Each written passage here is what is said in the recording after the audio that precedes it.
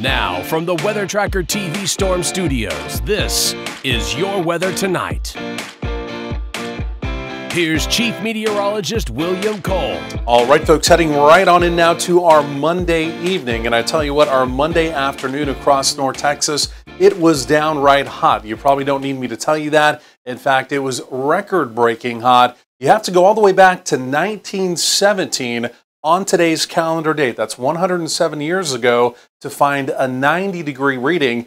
We didn't just touch 90 and tie the record. We shattered it. 94, officially a DFW, was our daytime high. Anytime you break a really old record, it's a big deal. When you break it by 4 degrees, it's an even bigger deal. But even look around the Metroplex. Again, a lot of locations at or above 90. DFW out on the runways, really officially kind of the hotter spot right here in the Metroplex.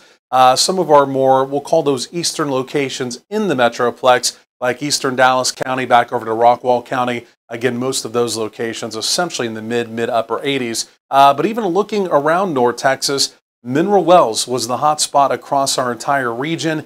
97 degrees today. Again, just shy of 100. Other locations in our western counties, a pretty decent mix of 90s. And then again, as you look off to the east, where the moisture was just a little bit thicker today, high temperatures there, only in the 80s, right? We had a dry line kind of stalled out right along the I-35 corridor where the air was drier, temperatures warmed easier. Again, where it was a little more humid, temperatures stalled through the 80s. But take a look at your Monday evening. I mean, this almost looks like a summer evening. Temperatures just easing down through the 80s. And again, it will be a fairly breezy evening as well. So there's that dry line I was talking about. See that little black line? That's really the only feature in our region that we're tracking. Elsewhere, you can see we're completely dry. We're completely quiet around the region. But that little black line on the eastern sides of it, again, humidity was a little bit thicker today. Temperatures were held down. And again, behind it, we had some bone dry, very dry air. And again, those temperatures really soared in that drier air mass. We'll do something kind of similar to that tomorrow. Probably won't get quite as hot around the area. But then as we get into late tomorrow, Tuesday into Wednesday, well, here comes our next cold front. In fact, here comes our next storm system. You can see the storm trough now. It's being carved out in the Pacific Northwest. You can see the blue line. That's the cold front that's now developing. And there is Arctic air that's going to be moving into the nation. Now, the important details for us in North Texas, we're not going to get Arctic air. We will chill down. In fact, we'll be below normal. Temperatures will be below normal. But again, the real blast of cold air, it's going to mainly stay in the northern tier and in parts of the central plains. But there's still some pretty chilly stuff up there. You can see it across parts of Canada.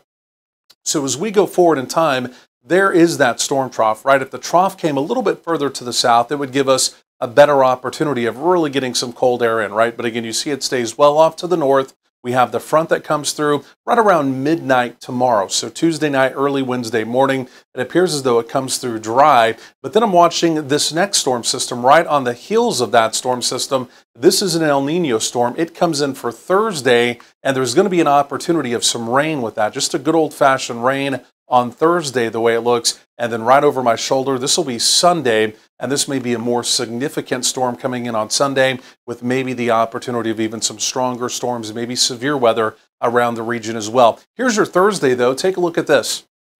So very late Wednesday into Thursday morning, into Thursday afternoon. Again, you just see passing scattered showers around. It's not really a washout, but again, it does appear as though it's going to be a pretty damp and again, kind of a cooler, kind of a raw day, if you will. But for tomorrow, just like today, we do have increasing fire danger, warm temperatures, a dry air mass, and again, winds that'll be breezy tomorrow.